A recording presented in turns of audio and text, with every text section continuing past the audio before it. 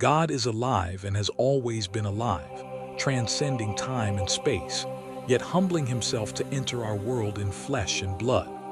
The maker of all became a man of sorrows, acquainted with grief, not out of weakness but out of immeasurable love. The voice that thundered on Sinai now whispered forgiveness through chapped lips. The one who knit the cosmos together was himself torn apart to sow eternity into our souls. This is no myth, no fable. This is the agony of divine love incarnate, laid bare on a cross not built for glory but for slaughter. They were waiting for a lion, but he came as a lamb. They were longing for a throne, but he embraced a tree. They anticipated a sword, but he wielded mercy. He didn't come to crush Rome, he came to crush sin. He didn't descend to sit in palaces, but to hang between thieves. He didn't come to condemn the broken, but to be broken for them. The suffering Messiah didn't shout his power. He whispered his love in blood and tears. He came to be misunderstood, mocked, and misjudged. The King of Glory called a blasphemer. The truth accused of lying. The light dragged through the shadows. The righteous one numbered among the wicked. The miracle-working hands were tied. The mouth that called Lazarus from the grave was silenced with spit. The feet that walked on water staggered under a splintered beam.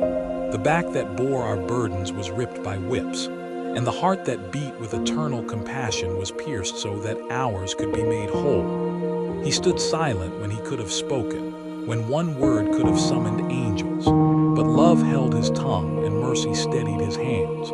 For every betrayal we have known, he took a kiss from a friend that led to a death sentence. For every moment we turned away, he turned not his face from the spit and fists.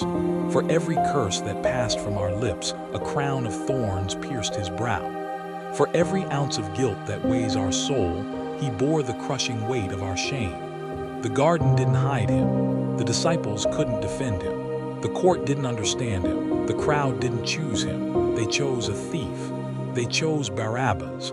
But he chose the cross, not because they overpowered him, but because he laid himself down. The nails didn't hold him, love did. The cross didn't defeat him, he turned it into a throne. And when the earth quaked and the sky darkened, it wasn't the end of hope, it was its birth. Every stripe on his back cried out, "By this you are healed." Every drop of blood shouted, "This is for you." Every groan and gasp for breath echoed the words, "I love you more than my own life." He didn't come to make life easier, he came to give us life eternal. He didn't die to make us comfortable, he died to make us holy. And in his suffering we find not just a savior but a companion. For when we suffer, he knows. When we cry, he remembers. When we bleed, he has bled. When we are crushed, he understands. This Messiah does not watch from a distance. He kneels beside us in Gethsemane. He walks with us on the road to Calvary.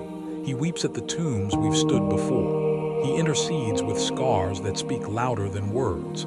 The same wounds that Thomas touched now reach out to us, not with condemnation but invitation.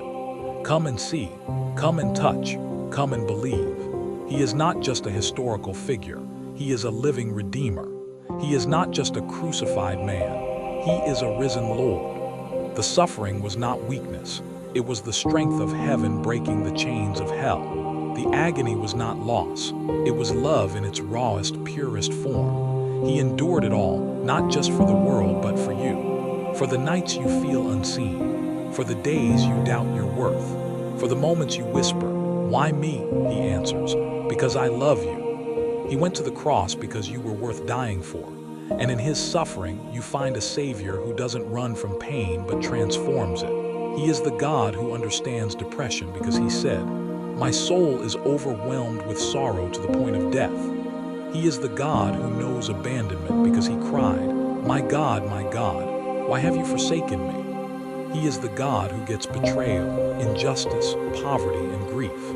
He carried it all, he felt it all, he bore it all, and he did it not to guilt you, but to rescue you. This is the gospel, that the highest went the lowest, that the infinite became finite, that the sinless became sin so the sinful could become righteous. This is not religion. This is redemption. This is not mythology. This is mercy. This is not sentiment. This is sacrifice. The suffering Messiah did not come for applause, he came for atonement. He didn't ask for fans, he invited followers. He didn't die for admiration, he died to make dead hearts live. If you've wandered, he was wounded for you. If you've strayed, he was stricken in your place. If you've fallen, he fell under the cross to lift you up. If you're lost, he lost his life to find you. And if you ever question your value, look no further than the blood-stained hill called Calvary. That is your worth, not defined by status or past or struggle, but by the Savior who chose you in suffering. You are not forgotten. You are not abandoned. You are not beyond reach, because the Messiah still bears the scars, still intercedes at the right hand of the Father, still pursues hearts with reckless love, and still whispers over your soul, "It is finished. You are mine. You are free, so lift your eyes from the dust. Raise your head from the ashes. Let the tears fall, they are seen. Let the pain surface, it is known. Let the brokenness show, it is held.